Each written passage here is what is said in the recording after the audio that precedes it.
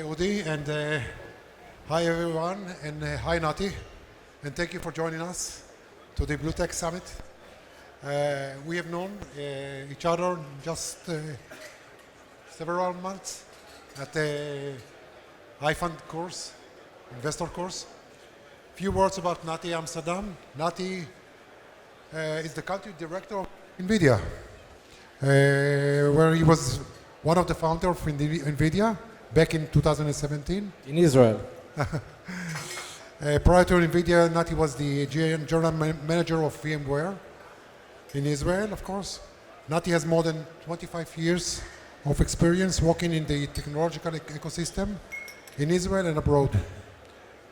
Just before we start, a few words about this giant, we call it NVIDIA. NVIDIA market cap is $2.6 trillion, make it the third most valuable company in the world. NVIDIA is a large multinational technology company with thousands of employees, a dominant market position in GPU, AI, and data center technology. Nati, what changed from the establishment of NVIDIA till today, and how is AI adopted in Israel?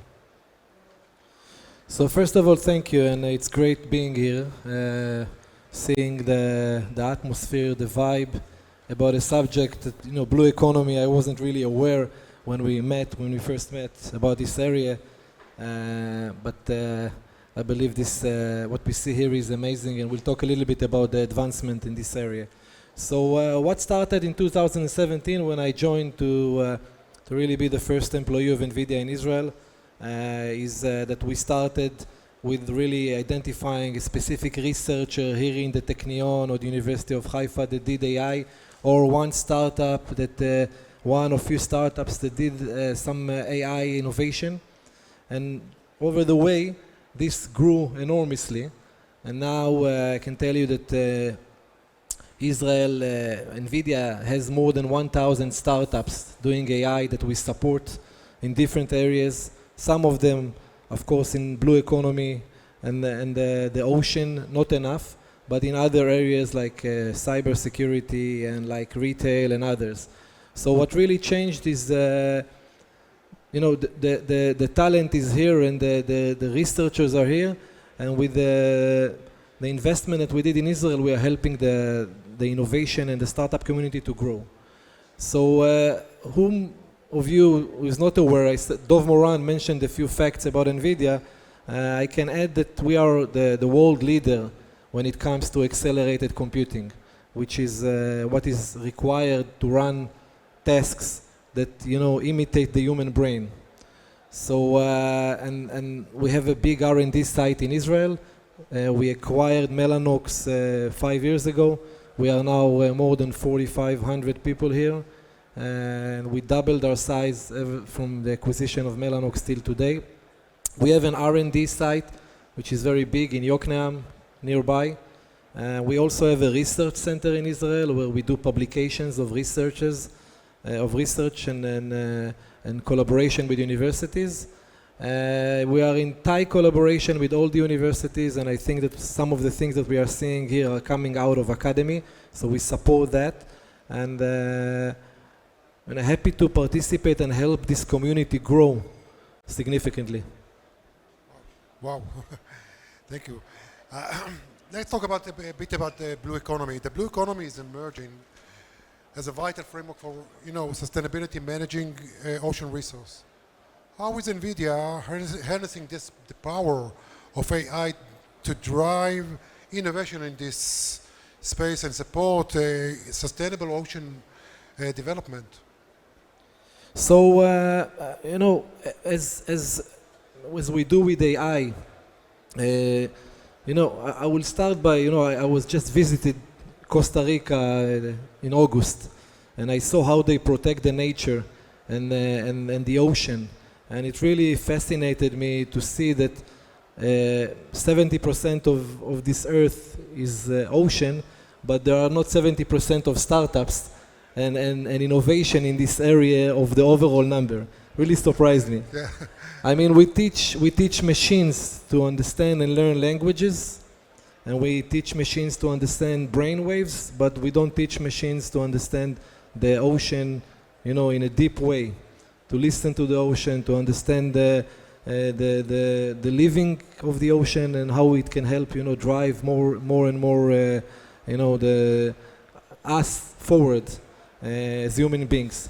So from an AI innovation perspective, of course, everything that relates to analyzing data in real time using parallel computing, and so we have a lot of innovation around, identifying pollution in the sea,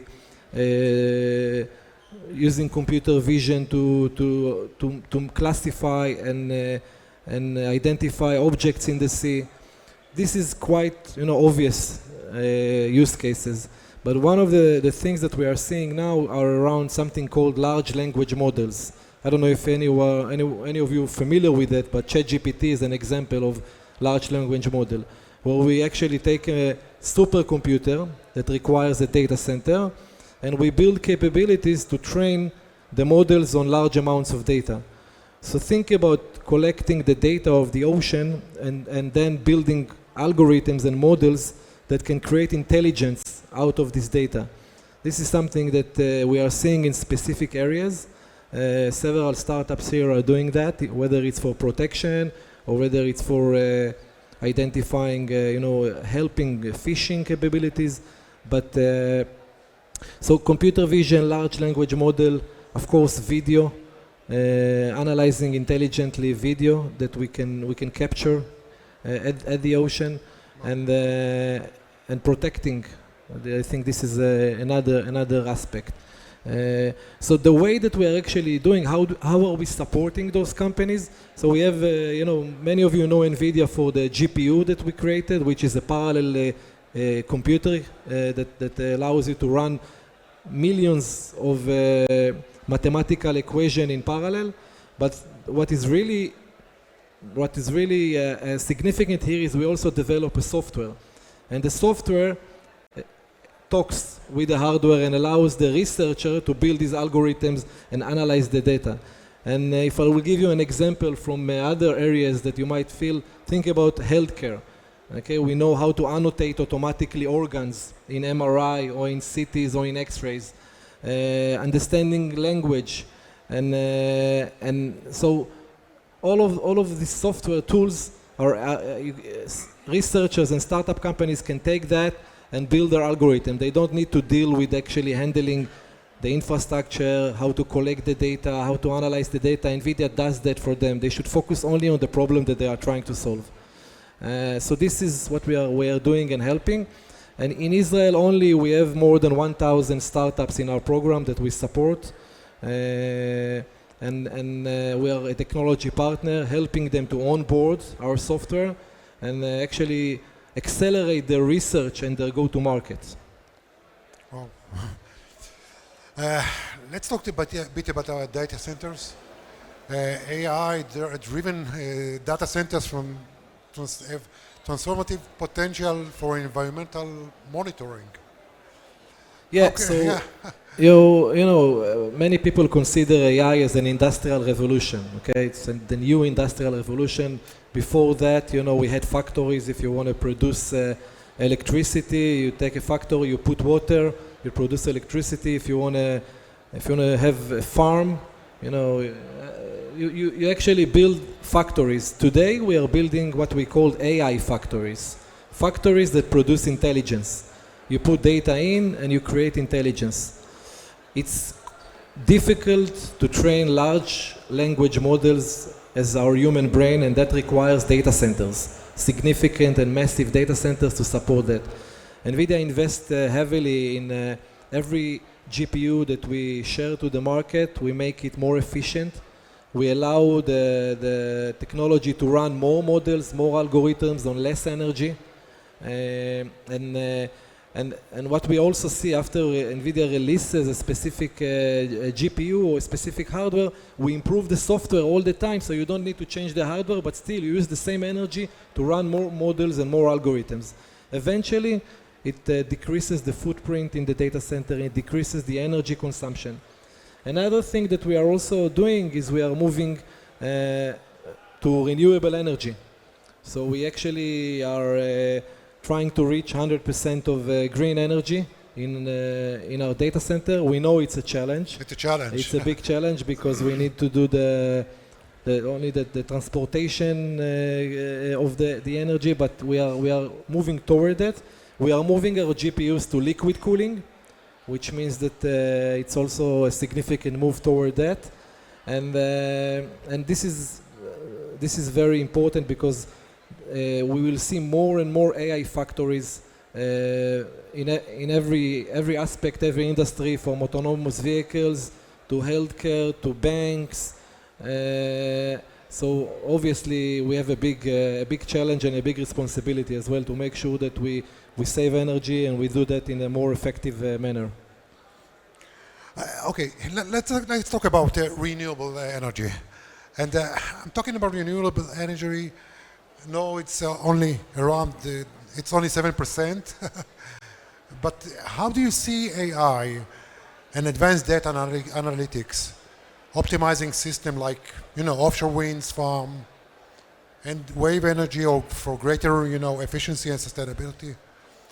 I mean, it's a big challenge for the universe to improve those systems and to make it not 7% but 17% and maybe greater than that. So still we try to use smart people to make sure that our technology will be more efficient and more energy savings, and this is something that we are ongoingly doing. I can tell you that we are also, that AI is not only in data center, it's also at the edge, whether it's on robots or whether it's on drones or autonomous vehicles. And over there, we are really keeping the voltage to a minimum level, because the edge, you need the AI or the GPU to not be connected to electricity sometimes, and you need to do. We have a few companies, for example, here that are using our technology. So we're trying to minimize the latency and offload some of the energy tasks to a lower energy consuming devices. Okay, talking about the AI and the large scale computing growing, energy demand will increase for sure. How do you see the future of energy management evolving data centers, in data centers? So as I said, I think one of the main things is moving to liquid cooling. So 80% of the data center will be, we have two options to cool a data center. It can be liquid cooling or air cooled. Liquid cooling is something that we see movement toward it. And again, just the new generation that NVIDIA just released is called Blackwell, and you can really train significant models, which is 30x faster than the previous generation. And we anticipate that the next one will be even better.